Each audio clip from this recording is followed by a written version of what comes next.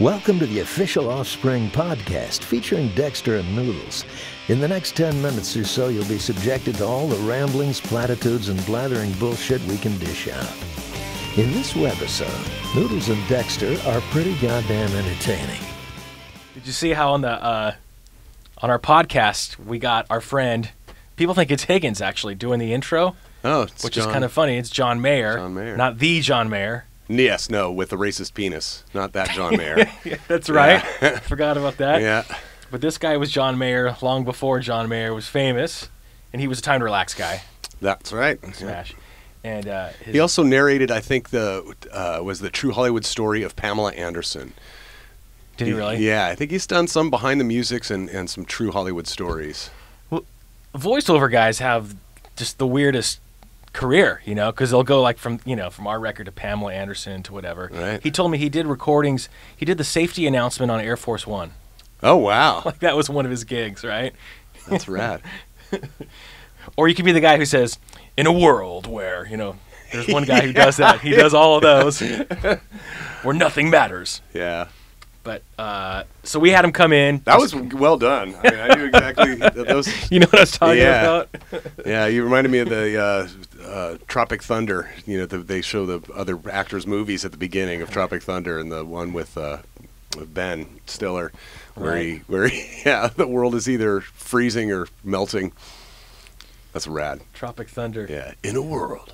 That's another story because you guys were watching it on the tour bus every day. The summer before last, Yeah, we watched it like 40 times while we were on tour. I have yet to see it because I was flying, but I'd like to. Oh, it's great. And you got to watch it a few times. It's like Old School or Anchorman. I love those. You pick up things, little nuances and things that are just classic. I'm a huge Will Ferrell fan. Yeah. I want to be his friend. Have you seen the Christmas thing he and John C. Reilly do? And No. it's like verbatim. It's the Peace on Earth Little Drummer Boy with Bing Crosby and David Bowie. Oh, yeah. And they do the whole little skit at the beginning, like verbatim. It's creepy. It's so funny and creepy. Sure it's great. Yeah. And then at the end, they ad-lib a little ending because the original just goes to black. Right. Oh, right. Yeah. I really would like to be his friend. I don't know how you go about that. He's from Irvine, too. He's an OC boy. Hey, dude, let's be friends. Yeah. I don't know. I wouldn't like it if someone did that to me. Yeah, no. But, all right, so anyway, we go off on a lot of tangents, but that's what the podcast is all about, There is no real agenda here. So we had this guy, John Mayer, come in, who did a lot of our stuff, our voiceover stuff. He did the Welcome to Americana and Intermission. Way to get us back on point there, by the way. I totally forgot what we were talking about. Thank you. We should get back on point. And he came in and did the podcast thing. We thought it would be funny. At the intro, each one would be different, and it would say something that has nothing to do with the podcast. That's right. Like the first one says, in this webisode, I like that term webisode too, because it's so dumb. It's like saying LOL. In this webisode, Noodles saves the economy from imminent collapse. That's right. And I did. I don't know if you've noticed. I got up good numbers on jobs today. GDP is up. Yes. I got up one morning, just drank a cup of coffee, and just started writing a bunch of stuff. And that one cracked me up when I thought, like a Noodles saving the economy from imminent collapse. Like I wouldn't write something disparaging about you. I wouldn't say like, Noodles is especially a prick this time. I appreciate that. I think that's what makes this band work. We refrain from calling each other pricks and in public, things of this nature. Anyway, yeah, but yeah, so people thought it was Higgins, but it was kind of fun. I'm getting a kick out of it. I think that was fun. Where we were going with this. I was picking Jackson up at school yesterday, and I've become friendly with some of the parents there, and one of the mothers, my age, says, now I know I'm not your target demographic, and I'm like, that's okay. You can like the band, but she really likes the podcast.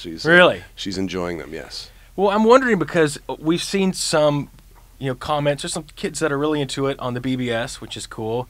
But I'm not really seeing a lot. I'm kind of thinking, do people really care? I don't know if they really care about this or not. I care. Maybe we're the only ones. Yeah. Maybe we should stop. We should just quit. We could. I'm gonna leave that out there just so we could. We could just go to the bar right now and hang out in the bar. So we'll see if kids get on the BBS and say, no, with lots of exclamation points. Please don't quit. We love this. We need that. We need that feedback. So please vote for us. Target. Get on the BBS and thank me for saving the economy and thank Dexter for not calling me a prick in public. I also like the one, the beginning where it says, noodles travel through space extremely fast, making it seem as if time is passing just a little slower than it is for Dexter. I'm not sure how many people are going to pick up on that. I like that one too, yeah. The relativity. I read A Brief History of Time. You did? Yeah, I didn't understand it, but I read it. Right. So, yeah, I know Right. roughly what you're referring to there. That one's for the smart kids. Yeah. You also notice when we do stuff like that, there's a little bit out there, like the international people, the international kids, they have no idea what we're talking about. Like, what is this noodles They don't produce physicists in other countries? Well, I mean, the language barrier is one thing, but putting like Right. physics through a language barrier, I guess, is tough. Yeah. I can see that. All right. So this is actually the reason we came down here today was to do sort of a Merry Christmas. That's and right, yeah. little year wrap up thing. This long-winded intro to that. So we wanted to say Merry Christmas. We've done messages before that are like 30 seconds long, and we thought, Well, Christmas is always such a special time. It's a crazy, stressful time, but it's also there is a sense of hope and new beginning and all that crap too. I enjoy Christmas and dread it at the same time, but So if you feel that way, we just want to sympathize and also celebrate with you. I like that. Some might say corny. I think it was very heartfelt and sincere, and I think thanks. it's very nice. I do feel that way about Christmas. It's something I dread. Trying to get the perfect gift for all these people in your life, and tell them how much they mean to you with a present, some object. It's pretty silly. Yeah, Christmas sucks. But then I love one of the things that that I love about Christmas is Christmas songs, Christmas music. We talked about the Bing Crosby, David Bowie song, Mm-hmm. great classic song. Mm-hmm. There's just there's a feeling to some of the music that's just I think a little bit more intense than a lot of the ordinary songs about stuff, cars and chicks. Right? Like what? Like Little Drummer Boy? Little Drummer or- Boy's a good one, yeah. There's a lot of great songs, and then there's some, there's always new stuff, and then there's some funny stuff too. Some of my favorite stuff is like the Mr. Hanky's Christmas Classics. I'm not Gotta sure get about that record. Oh my god, it's brilliant! It's brilliant. It sounds like it from the title. It's super funny. Those guys are musicians, Trey and Matt, that do South Park. Okay. So it's the South Park Christmas CD. And, All right. highly recommend it. There's some great songs on there. Christmas Time in Hell is really funny. Well, that reminds me of the Vandals did a Christmas record called "Oi to the World." That's and right, it's yeah. hilarious. Yeah, My First Christmas as a Woman's really good. That's a good Yeah. one. There's a little- Christmas Time for My Penis is Yeah. another one. Really, really good stuff. Who do you think in the band wrote that one? Yeah, I wonder, huh? Yeah. There's a great song I heard the other day. Sufjan Stevens does a song called "That Was the Worst Christmas Ever," which is actually a really pretty, hauntingly pretty song. And then kind of listen to what he's singing about in it, and it's pretty gnarly. It's rad. It's a cool song. Wow, cool. Yeah. What about other stuff? You're talking about music, like for example, I love a couple records that are like you would have almost never heard of them. Like George Winston does a record called December. Okay. I think it's called December. It's not called Winter, right? But it's just all instrumental piano. He did it like back in the '80s, and it's very somber and kind of haunting Okay. almost. Yeah. But really cool. Yeah. See, I love that kind of stuff. Yeah.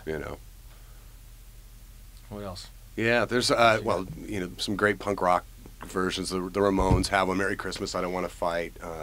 That's the great. Dickies have a great version of "Sounds of Silence." Or not "Sounds of Silent Silence." Night. Sorry, yeah, "Silent Night." Yeah. They also do sounds like their version of "Sounds of Silence." Why haven't we done a Christmas song? I know we should, dude. We should do something. Yeah, Everyone does dude. one. I know. We should, and I think what is also cool about it is a lot of people, devote their time and then make Christmas records and then, use that money to go out and help people that, maybe aren't, We Are the World kind of thing, and Do They Know It's Christmas? Right.